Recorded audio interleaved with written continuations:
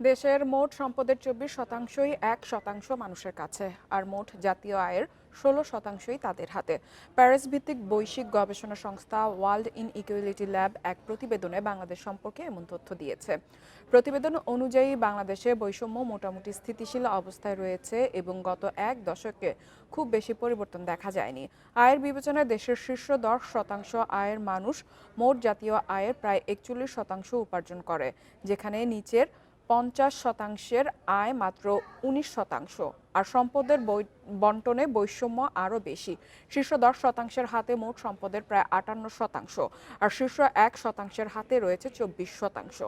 প্রতিবেদনে আরও বলা হয়, দেশের ধনী 1% মানুষের গড় সম্পদ প্রায় 10,26,00,000 টাকা। অন্যদিকে নিচের দিকের 50%-এর গড় সম্পদ প্রায় 2 লাখ টাকা।